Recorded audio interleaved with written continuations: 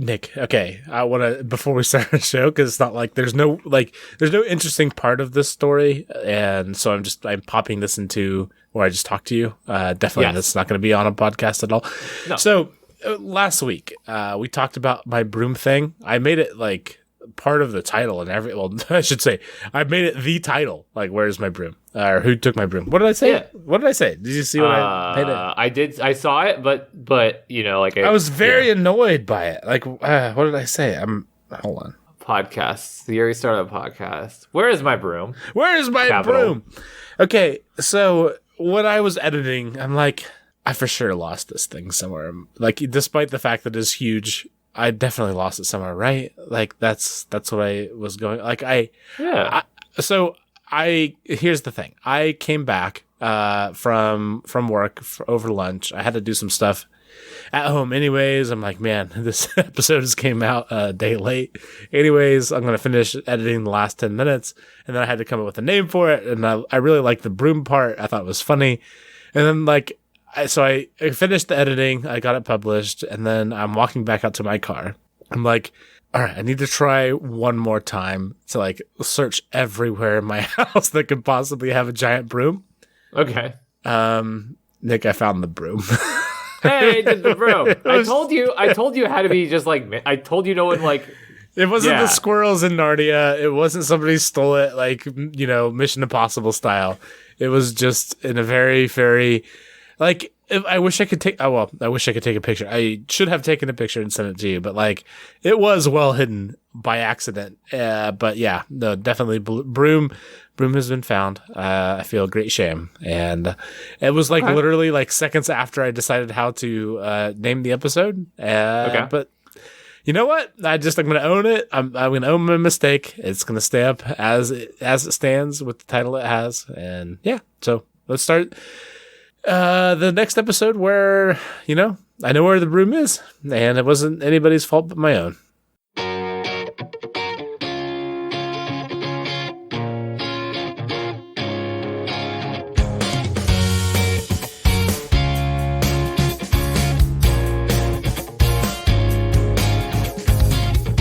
Hello and welcome to the Year We Started a Podcast. It's a podcast born phoenix-like from the ashes of last year's podcast where we know where our brooms are. I am your co-host, Jeff.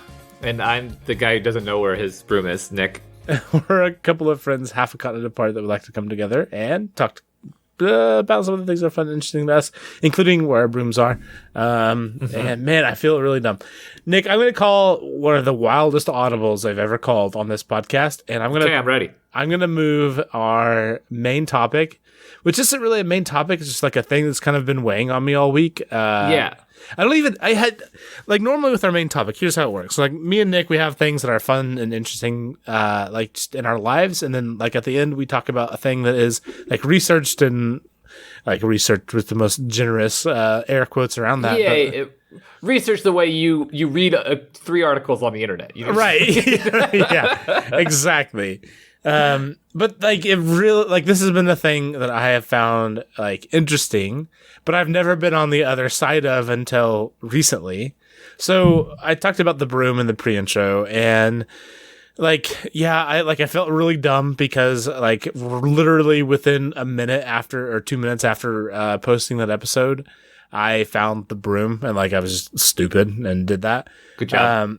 But I have been made very, very aware of a couple bad things we've done on our podcast. Not bad, like nefarious, but bad as in like, you guys already talked about this or you got this completely wrong. And I'm like, oh my gosh, like it's so hard. It is so hard to put out content. Have you told me about any instances of me being wrong? Because I feel like you haven't. And like, no. I feel like, okay, would you like me to do it on air? Because I can do it right now. Let me into your world. I'm not kidding. I'm so ready. So we like majorly shortchanged the nursery rhyme thing about the ashes or ring around the rosy. Okay. So we talked about how like I'm so scared to even say what we said because like I feel like we're so bad at remember what we said. What I remember about like what I remember and not what I remember saying is that that ring around the rosy is about I think it was Black Death. Now that part's like out of my thing, and it's about children being exposed to all the dead bodies around. They had Posey in their pockets to help keep the smell around them better because, like the smell of dead people is bad. Not great. Ashes is about them cremating bodies in mass, and we all fall down because we're all gonna die. Yeah, that's so all I remember. The ring around the rosy part is like you would get like this like little red rash, and then the ring around the rosy was the mark that would happen after, like if the infection got worse, you would have like this little ring around the rash. Like there's this, honestly, I don't even want to get into it because I feel like I haven't done enough research to properly give the answer. But like, that's so weird. I've read like 4 articles about these things and nobody messages. So I suck. Like whatever I read sucked. I'm sorry, fans. I'm sorry, fans at home. So yeah, there's that. And then Nick, last week, I don't even want to try to do it justice because I don't feel qualified anymore. Like I feel very seen. I will say that's the kind of topic that like I don't research it to be as thorough. I like, I'm not trying to triple check all my sources or anything like that because or like I don't mind if that one's not, because that one's mostly for fun, right? But at the same time, it is interesting to know that I was it's so weird. Like it seemed very, very much like we were an authority on a topic, and definitely. Oh no, I would not claim to be. I just found it fun to talk about that. Yeah, I mean, you are not the person who said like, "Oh man, yeah, I'm great at editing. We should start a podcast together," despite having never edited a podcast at all. So yeah, no, that seems fair. The other thing, Nick, that we did bad recently was we did a bad job of remembering things that we've talked about before. And it's very, very true. That's fair. I've known that this was going to come up. Sorry. Do you know what it is in reference to? Like, do you want to like throw? So just tell me where I'm bad. Okay. So, well, it's not you, Nick. This one's mine, which is even more offensive because like. I'm the one who has to listen to this podcast, 1, live, and then 2, as I edit it, like, very, very... To be fair, I've listened to 80% of our episodes, and the ones that I haven't... So, like, I mean, I've probably gotten it all twice, too, so... So, last week, I talked about unintended consequences, and I really, really loved it a lot. And turns out, Nick, we have talked about 2 of those stories I shared out of like the 4 or 5 that I shared before, specifically the cobras thing where the people in India would like breed the cobras and then kill the cobras when they were like of age, and then they just like abandoned them all. Like that was the thing that I've talked about before on the show. Really? Dude, I right now today you said the cobra thing and I was like, no way, I remember that vividly from talking about it with you last week. How would I have forgotten it the first time? A year is a long time, Nick, and we're coming up on it. And then the other thing was also, and I don't know if it's the same episode as the other one, but we've also talked about the rat thing where you cut off the tails and then they just breed more rats. And so it's very, very weird. I thought for a very long time that we should like keep a Google Doc of all the things that we talk about, but like I've never felt more uncomfortable and more convinced that we should do that than now, because like I have no recollection, but it's 100% true. We're weird and bad at remembering things, and oh man, do you have any feelings about that? Because like I feel very weird about not remembering things that we talked about less than a year ago. I feel bad for our listeners and our regular listeners that we have subjected them to recycled content. I didn't mean to, I swear. Which you didn't do, to be fair. It was me. Fair. But I didn't stop it from happening, Jeff. I am an accomplice in your. I am at least an accessory. But more importantly, I also mostly just that. Honestly, just that. Like, it's a bummer. I don't want to do that. I have thought about that as well. I think about that with like writers having to like double check their own Wikipedias and stuff like that, and their own notes and everything. And I've thought the same thing, that we should have a resource. But I was like, well, I'm not gonna forget what topics I've done. I wouldn't just redo a thing. Anyways, do you want to talk about Michael Jordan again? Is that what you want to do? No. Okay. I do. Okay, I do want to touch on this subject because this was going to be something that I would maybe turn into like a main topic, but I think it's just kind of interesting just to talk about. So, a thing I had in my notes for a while was like being wrong on the internet. And Nick, this is so weird, and like it's so fitting. I Googled being wrong on the internet after having put it in my show notes from like 100 years ago. And then that felt very, very like relevant when I've been wrong on the internet here a handful of times here lately. Right. Have you already talked about this? I haven't already talked about this. Okay. I thought you were going to find but the first Google result was our podcast. No. Like, how is that possible? But Nick, I am going to send you a thing that is a little bit surreal given the things we've just said. So actually, I want to know. So if you Google being wrong on the internet, can you just do that for me? Just real quick. Yeah. Can I tell you what I assume that will be the first thing? Is the Reddit Boston Bomber? Oh my gosh. No, it's not that. Well, at least not for me. It's not that. I gotta tell you, that is the thing that it should be, because it should be like a lesson to everyone. So how far down do you have to go? Yeah, you got the XKCD thing. Comic is the first result. Which is perfect because there's the XKCD for everything. But if you go down, do you see the HI number 1 being wrong on the internet? Number 1, yeah, I do. So, Nick, this is the first podcast I ever listened to, and the first episode of that first podcast I ever listened to from January of 2014. April of 2014, according to this is a YouTube video. Yeah, it definitely was January of 2014. But so we're talking at this point nearly 8 years ago. I had this in a topic from like literally verbatim the title of this episode. And can I tell you what's underneath that being wrong on the internet thing for me? The Hello Internet one? Yeah, go ahead. Right underneath it is a Vlogbrothers video. Shut up. Yeah. I don't really want to look into this too deeply. But okay. It is a very unsettling thing to know that this is a thing that I thought was like uncomfortable for me. And I like jotted it down as a thing that I wanted to talk about, and I had it in my notes. And then we recently had a couple instances of us being wrong on the internet, and then I put it as like a thing that I wanted to talk about this week.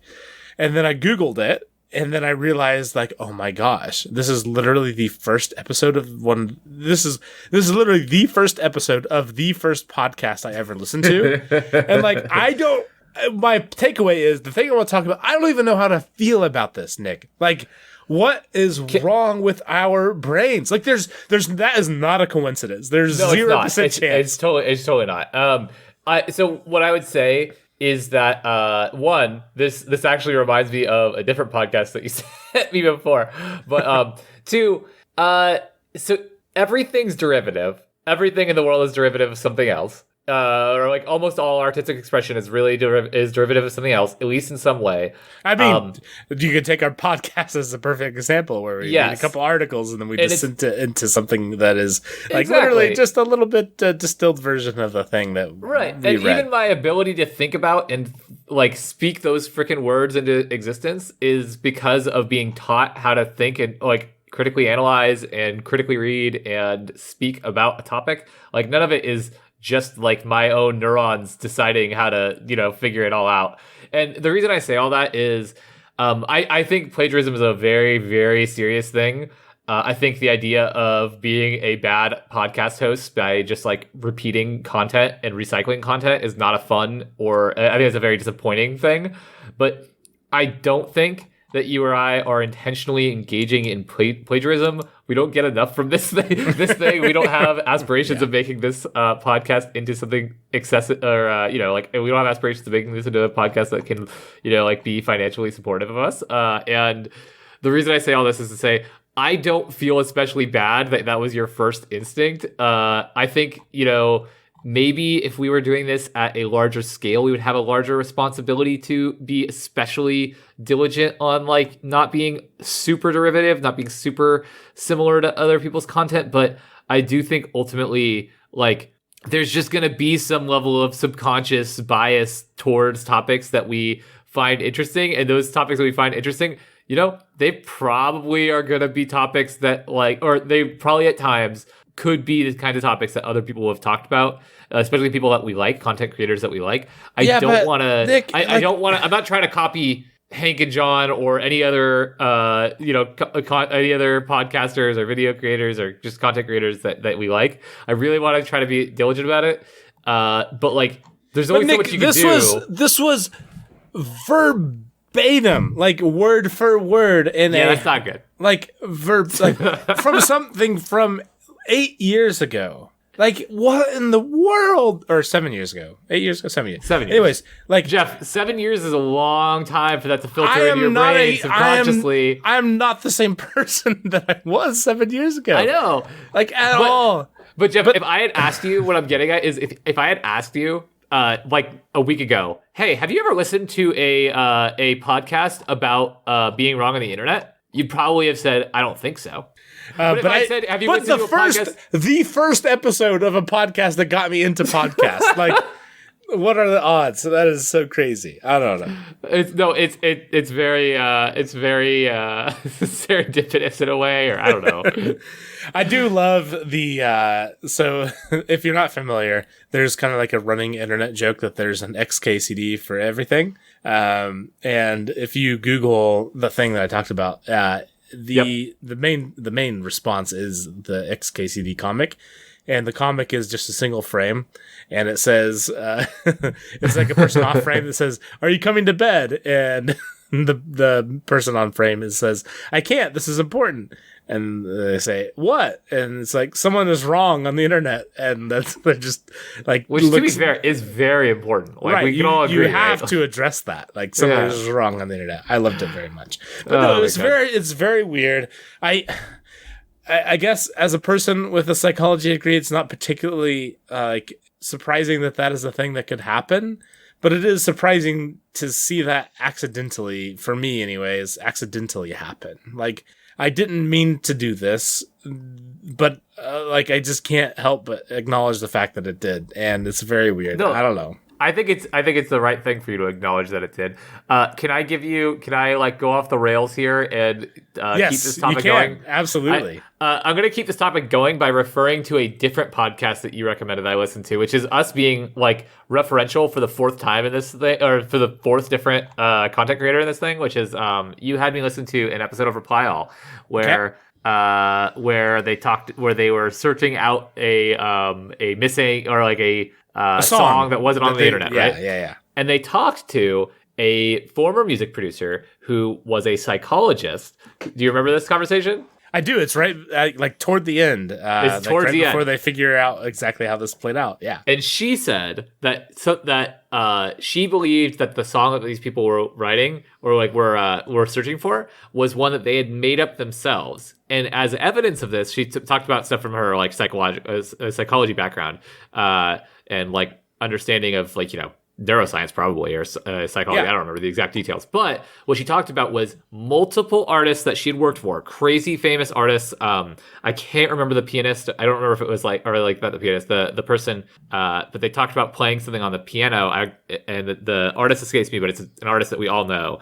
And then playing a melody and then saying, "Wow, that was really pretty. Did I write that?" Yeah, because they didn't know if they had come up with it on their own or if they had just subconsciously pulled it from something they'd listened to before and couldn't place it. Because Jeff, it's a story about Prince, by the way. Oh, Prince.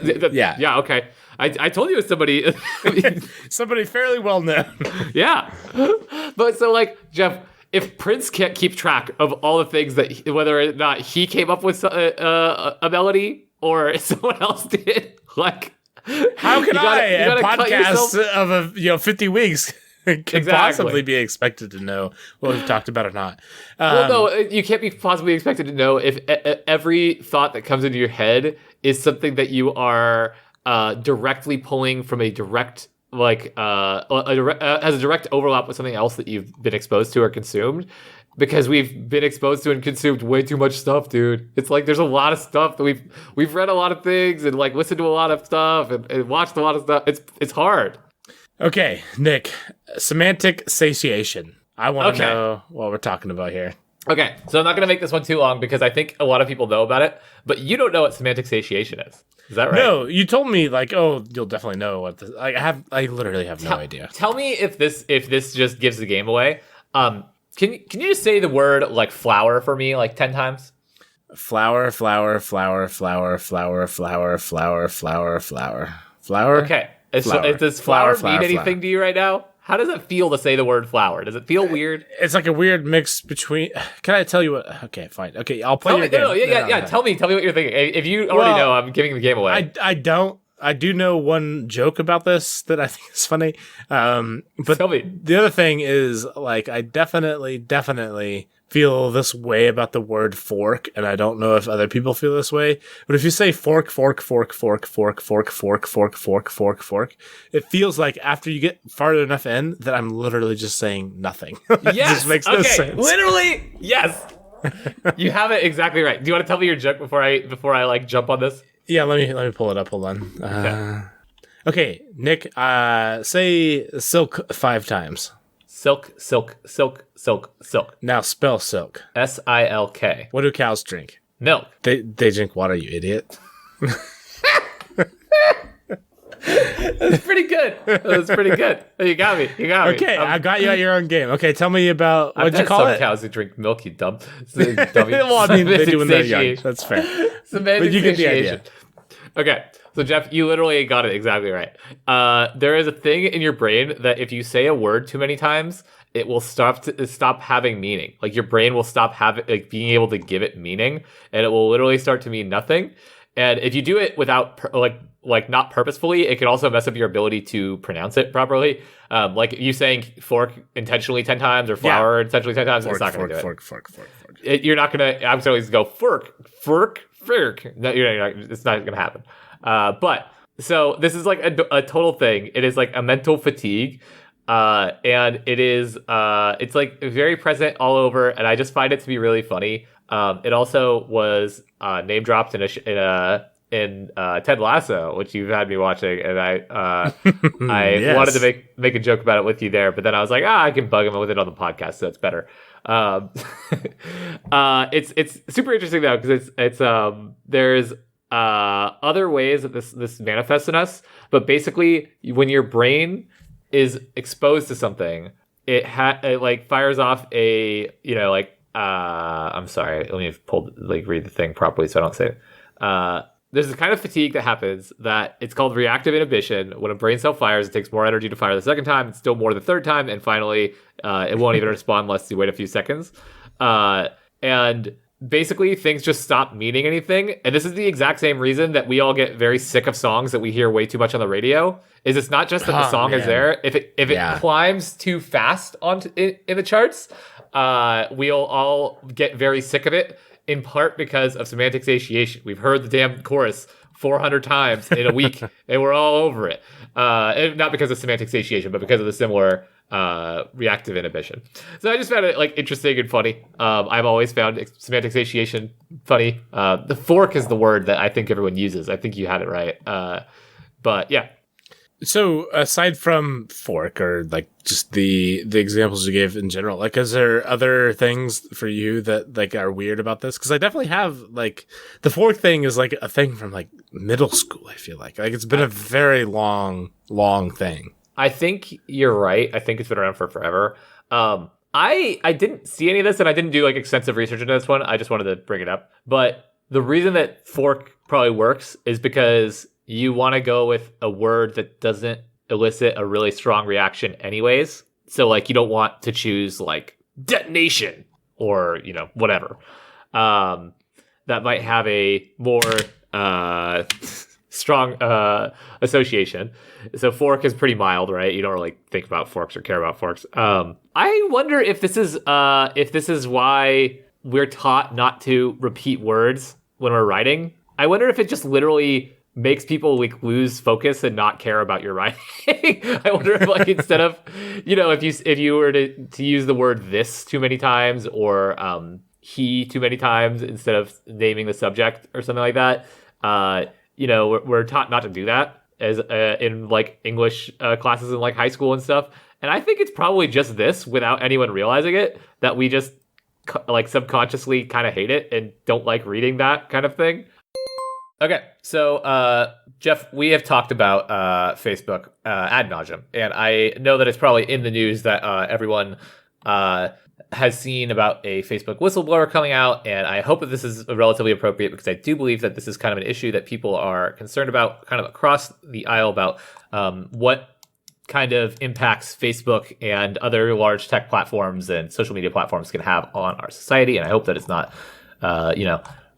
some kind of partisan bias or some crap in my brain or whatever. I don't care that regardless of the answer to that, I don't care because it's pretty obvious in my opinion. I completely agree. I don't think it should be. If there's an issue, for the three people out there that might be offended that I'm implying that Facebook is bad because the whistleblower came out and said it was bad, I'm sorry to you three people, I guess. Yeah.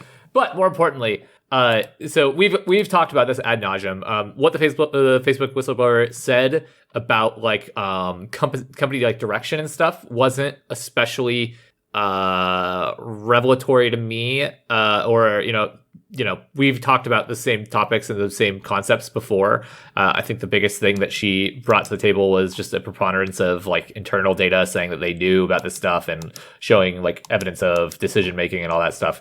But something that has kind of been in the discussion with it recently that I think is really worth noting is we've talked about how the way that the Facebook algorithms are damaging is that the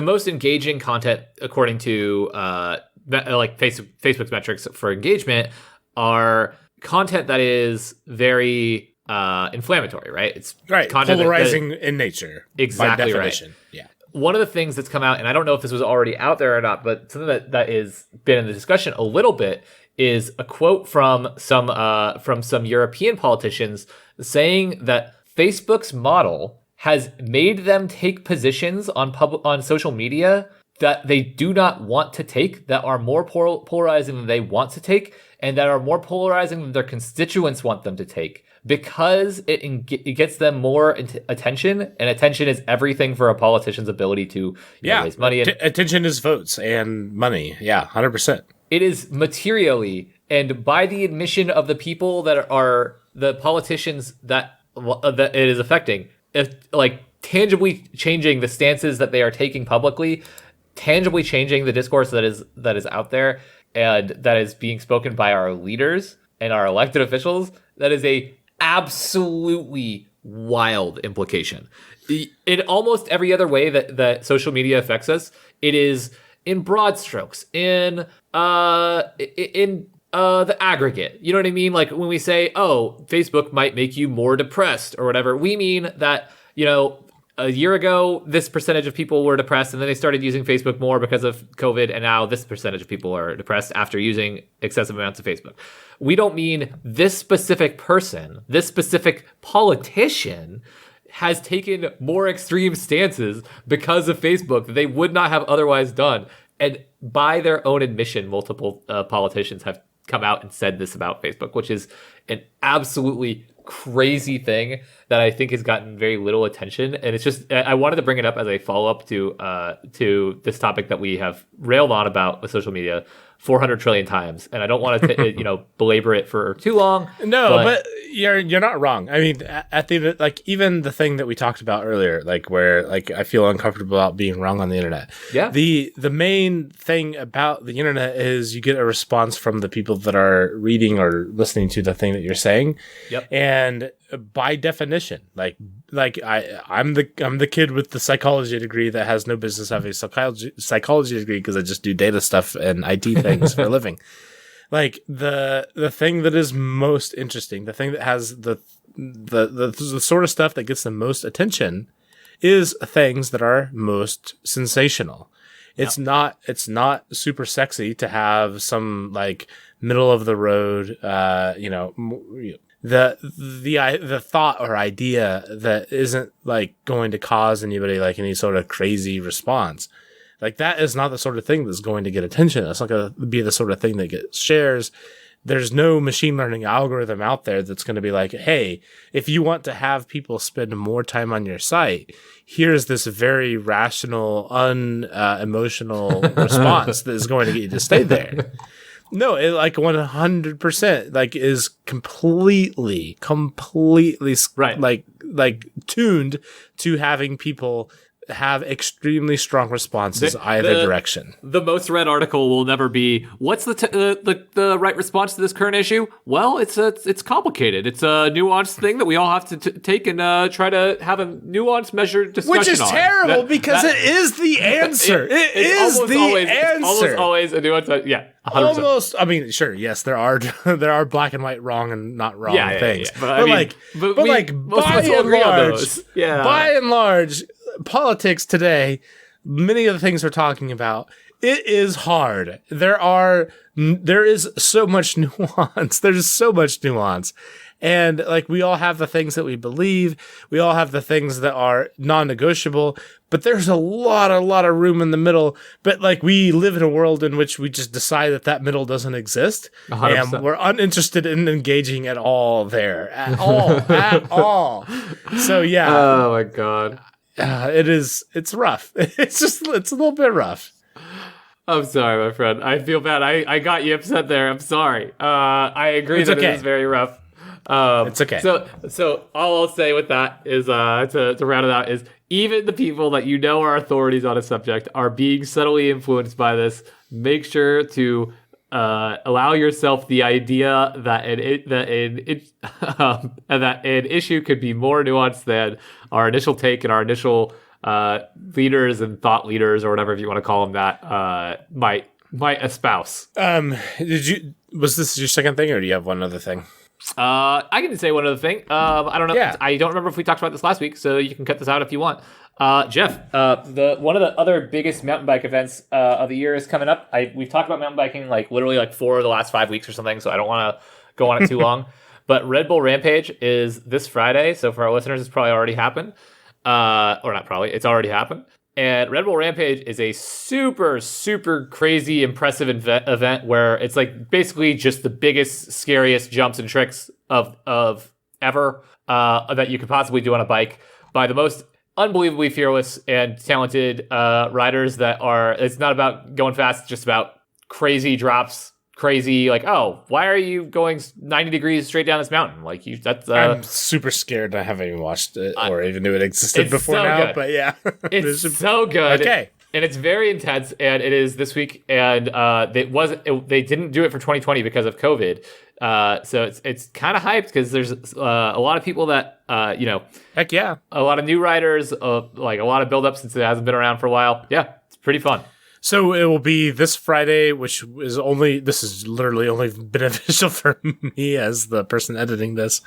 Yep. Is it all weekend or just Friday? No, only? it's just the one day. Everybody gets one run, so it's not like okay, so it's like all or nothing. Okay, it is, and it's X Games-esque where their run is judged by like a set of judges, a panel of judges or whatever. But they get one run at it, and it's and they've been building lines. So they did this in the desert in Utah. And so you've seen the giant cliffs and mountains in Utah on pictures and stuff? I have. Well, even in person, even. Yeah, well, not necessarily on bikes, but like totally. I know the terrain. Yes, but they build lines from the top of these cliffs out in Utah for like weeks at a time. They've been building for like a week, I think, right now. And testing out lines and stuff. And one guy has been hurt already just from practice, which is a bummer. He's totally fine. He's okay, but he's he's out for the thing. It's intense and really cool, really fun. Well, you need to text me personally to make sure that I know what's happening because I will forget. But Nick, I 100% like if it's any amount of fun. I see that you've now sent things in chat. Yep. Yeah. For later. But anyways, Nick, we should go record our Patreon only podcast. Yes. Yeah, we're going to talk about some NFL stuff. I have some other ideas about NFL podcast, Patreon things. But if you want to do that, you can go to patreon.com/TiWasap. You can also find us or follow us at TiWasap on Twitter, Facebook, Instagram, TikTok, and YouTube. You can find all that at TiWasap.com. Thank you, Mr. Ager. I appreciate you potting with me. You are welcome, sir. This has been the year we started the podcast. Thank you all for listening.